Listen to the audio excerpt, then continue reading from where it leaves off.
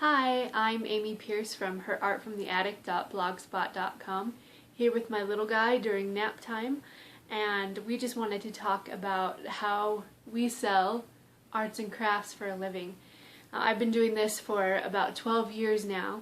I'm not the best painter or crafter you'll ever meet, but I figured out a few secrets that I'm going to share with you. I get a lot of people asking me tips and advice, and so I thought I would share them with you.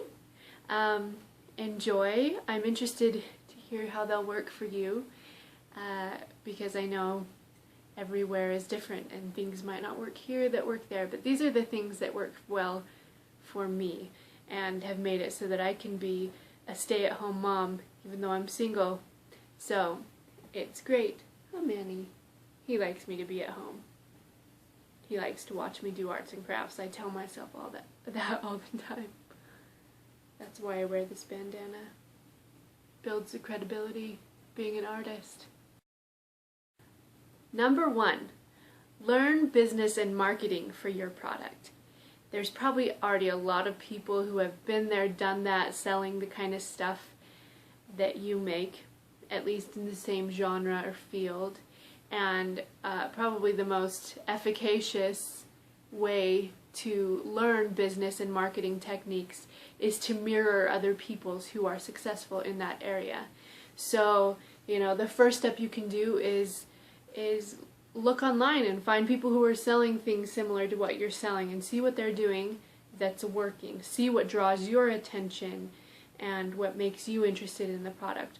Also, if you can, pick people's brains if they let you. A lot of people don't want to share their secrets, but ask questions, learn what people do. It'll save you a lot of time than if you ask people who have already done it.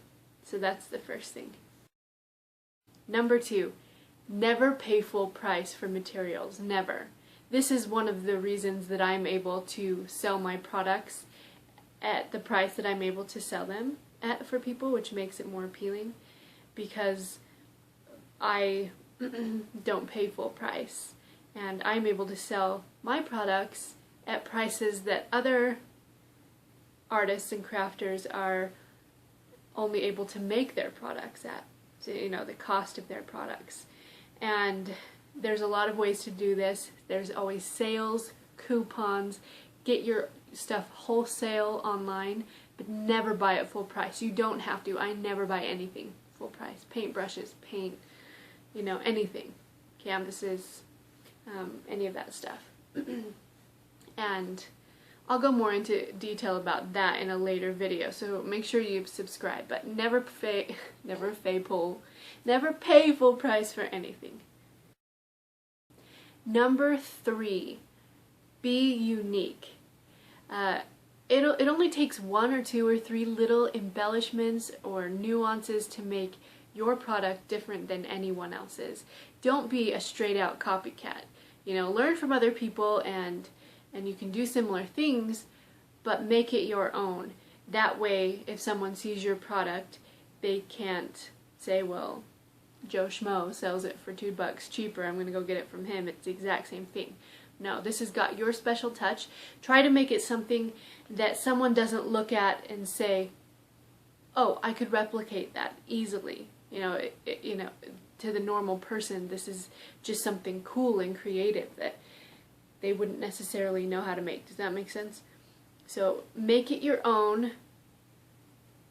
Make it unique.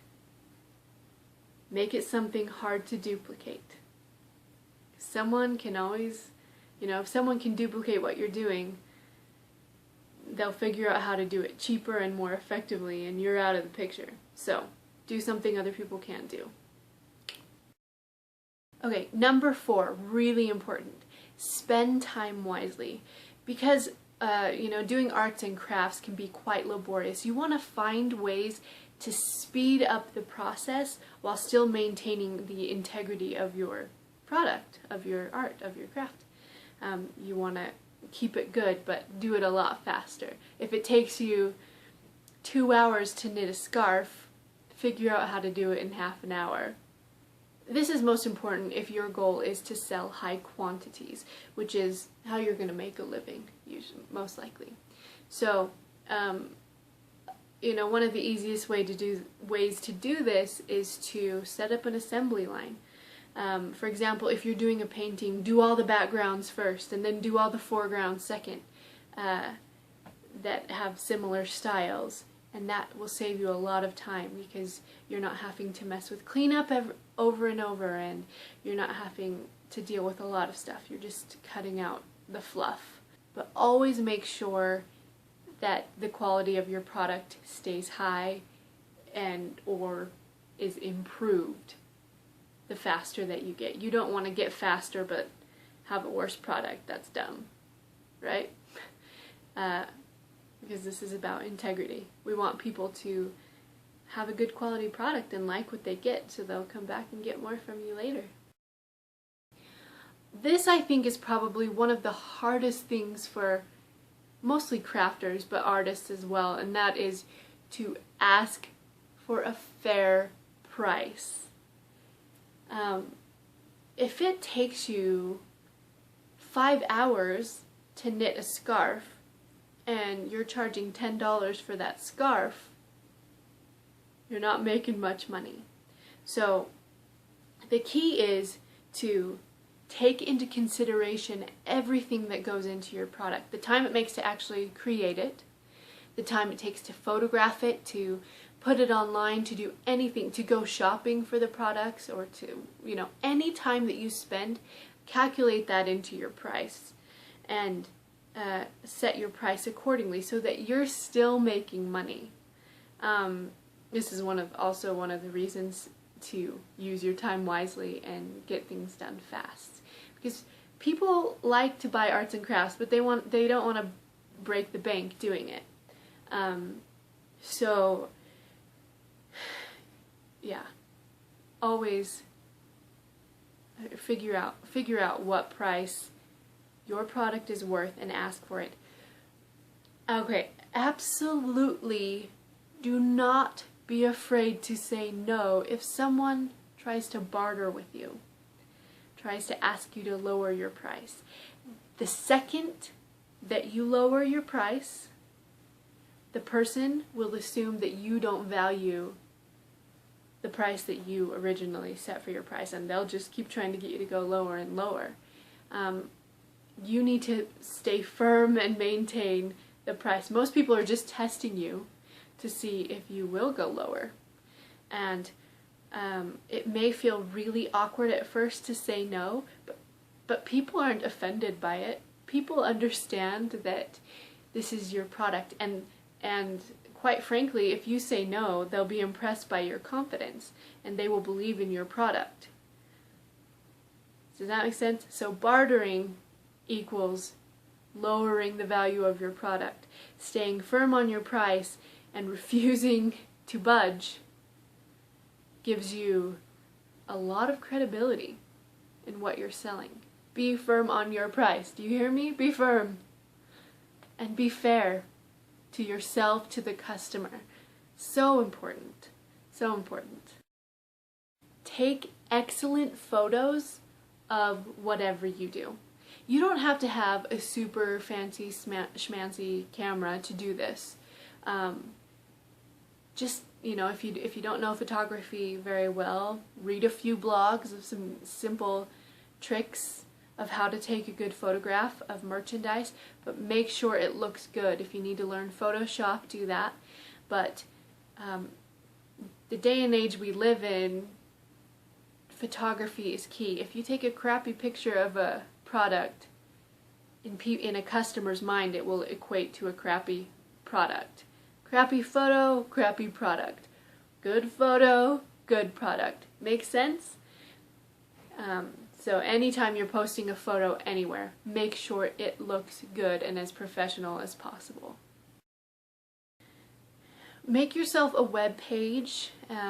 Be on Facebook, have a Facebook page. Utilize all these social marketing techniques, social networking. Go on Pinterest, all these places. start a blog. My website is just a blog, herartfromtheattic.blogspot.com. Visit it. Buy a painting, Anyway, you want a web presence. People, we all know we live in a day where everyone hops on their computer or their smartphone and types in whatever they want. If they want to figure you out, they're going to look online. So make sure that they're able to find you. I mean, type in Amy Pearce, AMYPEARCE.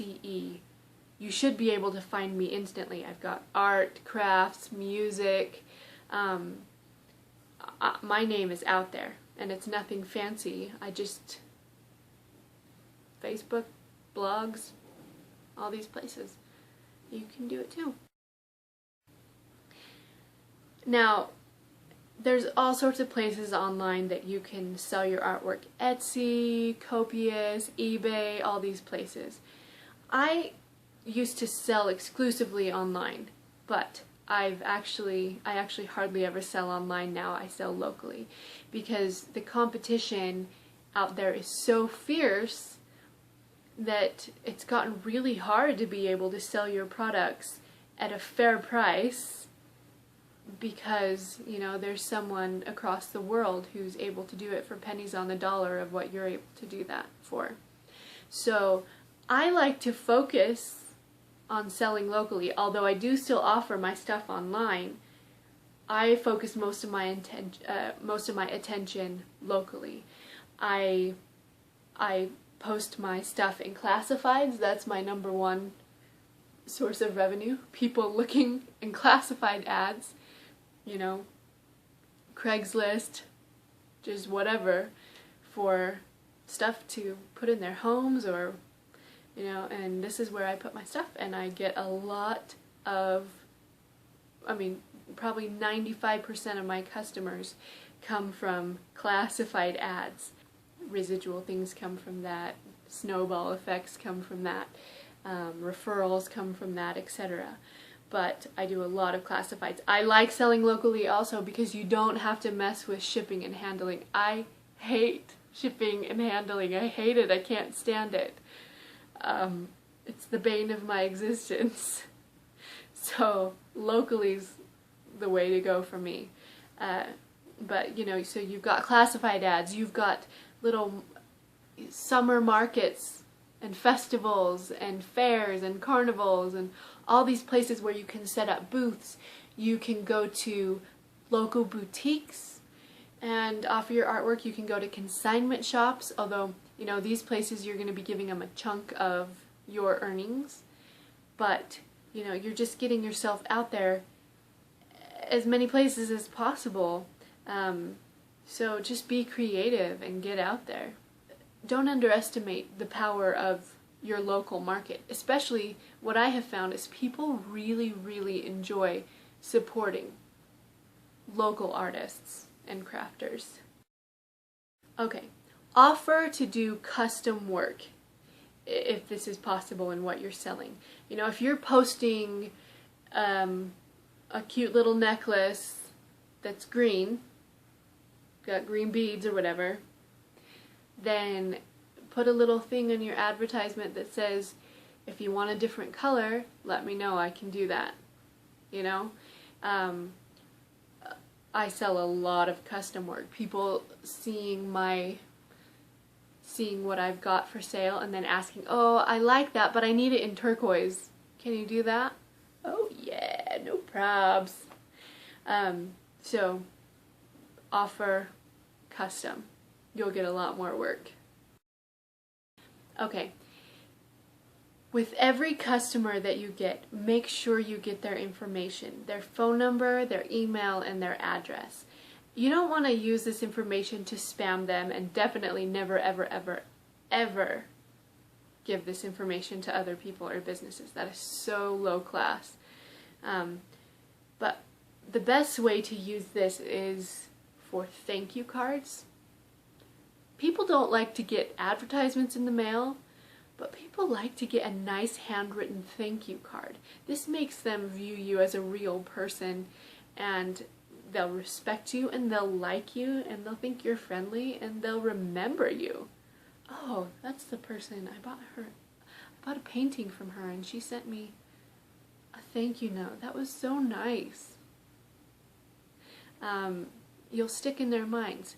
Send them thank you cards, send them Christmas cards, just little things like this with a personal touch. Never mass email, never mass anything. Make everything, it takes a lot more time, but the more personal you make something, you know, if someone buys something from you, a sweater that you crocheted, and they happen to tell you a story about their kindergartner who just learned to read the word popcorn, send them a little bag of popcorn and say, this is for your little kindergartner.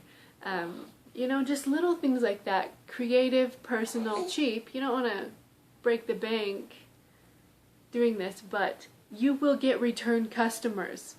And that is worth the price of a stamp or a little bag of popcorn or whatever the case may be. Be personal, be creative, but get their information and follow up. Thank them. Always thank them. Always. You waking up? Thank you. Thank you for being cute and awesome. See? Always win with a thank you. Just as with Manny's nap here, always expect ups and downs.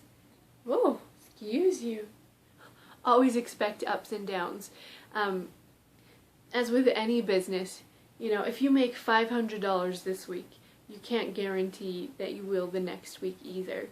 And, you know, if you're making your living with arts and crafts, that can be kind of uneasy sometime, but just know that it will happen. Like, just last week, all the school kids were going back to school, and so my main customer client base, which is, you know, women between the ages of 25 and 35, they're all putting their kids back in school, and they're not thinking about buying art right now. The next week it picks up again, so just expect ups and downs. Don't get discouraged. Keep pushing through. Keep experimenting with business and marketing to see what works in these lulls, these ebbs and these flows. Have fun with it. Have a lot of fun selling your artwork and your crafts. If something doesn't work, try something else. Not everything works. I have definitely made a lot of doozy products, but I learn, I laugh, I move on, and life's good. You can stay home. You can do whatever you want. You can go on a trip because you don't have a boss. These are great things.